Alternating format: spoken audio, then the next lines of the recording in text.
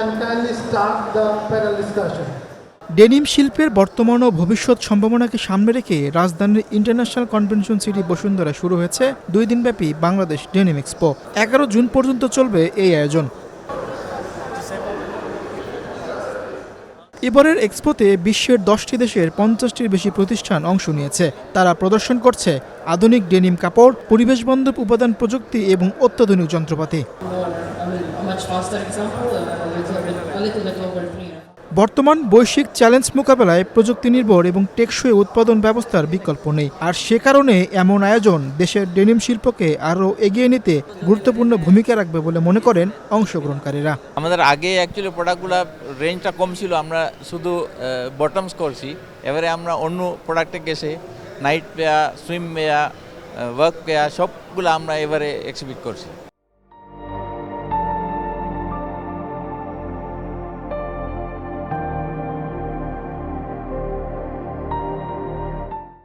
হ্যাঁ, আপনারা জানেন যে এখন বর্তমান এআই এর যুগ। আপনারা জানেন এআই এর মাধ্যমে একটা ব্যাপক পরিবর্তন হচ্ছে দুনিয়া এবং হয়ে যাবে, পোশাক খাতও হয়ে যাবে।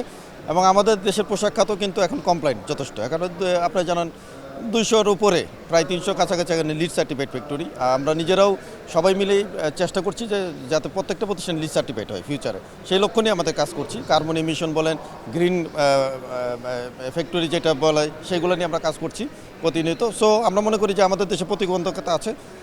বর্তমান সরকার এসেছে, তারা চেষ্টা করছে যে প্রতিবন্ধকতাকে মিটিগেট করার জন্য। আমরাও কথা বলছি, তারা শুনছে।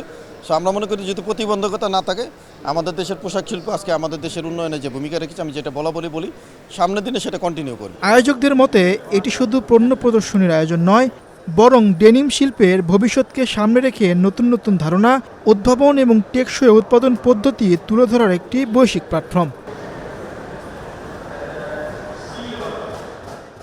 বিশ্ববাজারে বাংলাদেশের তৈরি পোশাকের অন্যতম শক্তিশালী পণ্য ডেনিম।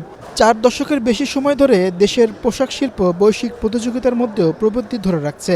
সেই ধারাবাহিকতায় 20তম বাংলাদেশ ডেনিম এক্সপোর প্রতিপাদ্য সম্মুখ সারি থেকে ভবিষ্যতের পথে। আসলে এরকম একটা এক্সপো করার মাধ্যমে আসলে আমাদের ক্যাপাসিটিটা বিশ্বকে জানান দেওয়া যে বাংলাদেশ কি করতে পারে গার্মেন্টস সেক্টরে। যেমন আমাদের 200-র উপর এলইডি সার্টিফাইড ফ্যাক্টরি আছে বা গ্রিন ফ্যাক্টরি আছে, ওয়ার্ল্ডের top 7 factory situated in Bangladesh.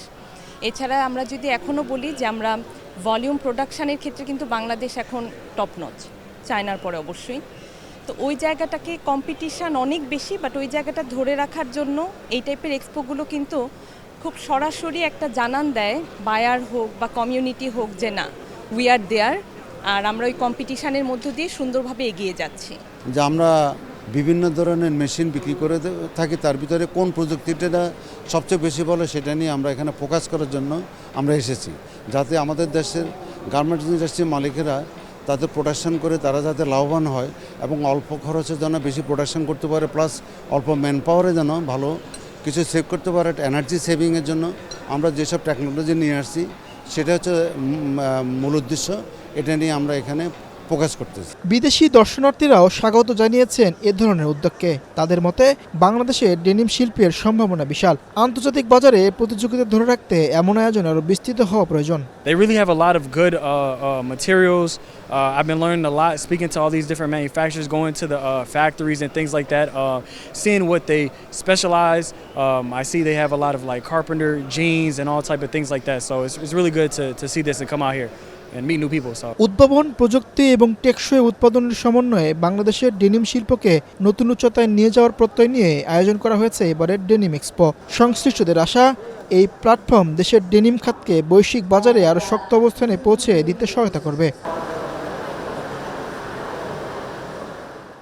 Mihir Hossain সরকার, বাংলাদেশ প্রতিদিন।